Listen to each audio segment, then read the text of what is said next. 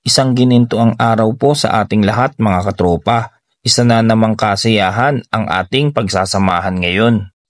Ang eksena ngayon ay patungkol sa pagburda, gamit ang tinta at ilalapat sa pader. Sa unang araw ay tayo'y nagsukat para malaman natin ang tamang laki at haba ng ating obra.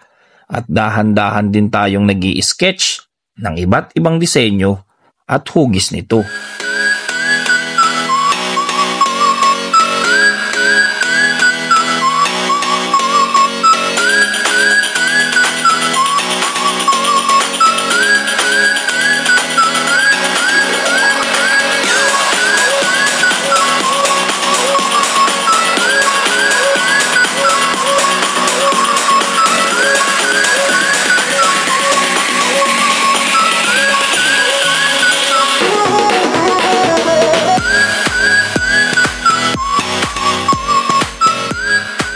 Dumako tayo sa pangalawang araw at unti-unti nating kukulayan ng lahat at dahan-dahan din nating palilitawin ang buhay at kahulugan nito.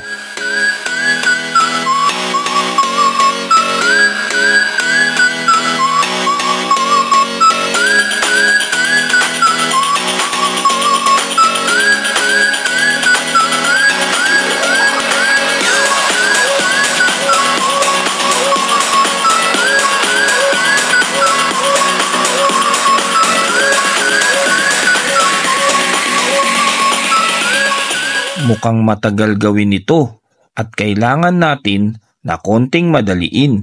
Kaya naman mas maganda kung may makakasama pa tayong isang tropa na makakatulong sa atin.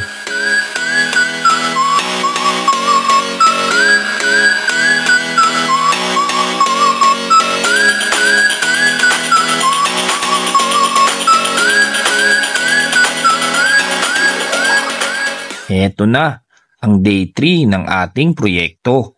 Sa wakas at natapos na rin. Hayaan niyo po akong ipaliwanag at mailahad ang anumang kahulugan ng art naming ito.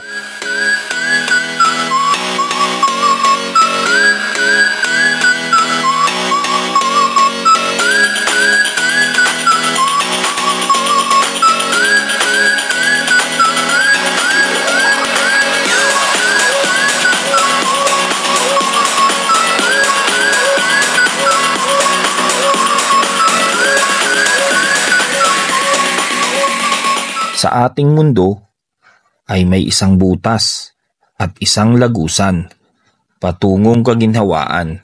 Subalit, napakaraming pwedeng humadlang sa iyo para ikaw ay mahirapan.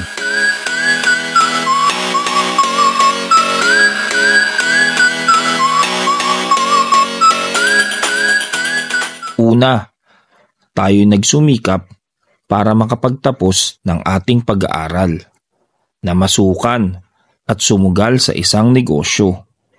Sipag at tiyaga ang ating lubos na puhunan. Merong nagtiwala at isang nagmahal sa atin.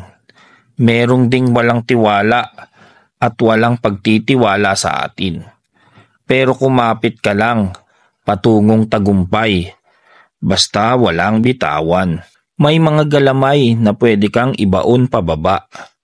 May mga bisyo at pagkaing pagkakagastusan na pwede kang hindi makaipon at gastos ang mangibabaw.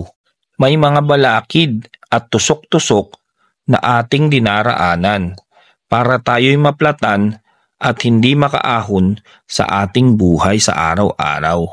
Pero tayo'y nangarap at kasama ang pagpili sa isang prinsesa na ating makakasama at tutupad sa ating mga pangarap sa buhay. Makabuo ng pamilya na puso ang nangingibabaw. Isang alimangong pagkataba-taba, Pinoy crab mentality ika nga. Sa kabila ng ating pagpupursige sa buhay, minsan may kaibigan, katrabaho o kapamilya kang nilalaglag ka pababa. Buti na lang at tayo'y matigas at focus lang tayo sa ating gustong makuha.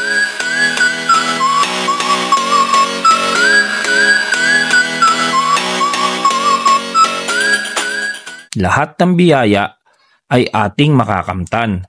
Matuto tayong maging mapagbigay at gumalang sa kapwa. Kahit may UFO man na humarang para ikaw ay kunin at mailayo sa mundong ito. Lumaban ng patas basta wala kang natatapakan o nasasaktan. Makukuha mo ang lahat ng iyong mga pangarap basta manatiling magsumikap at lubos na magpasalamat sa itaas. Lahat ng meron at andyan sa itaas ay meron tayo ngayon at dapat ipagpasalamat sa ating Ama na siyang lumikha.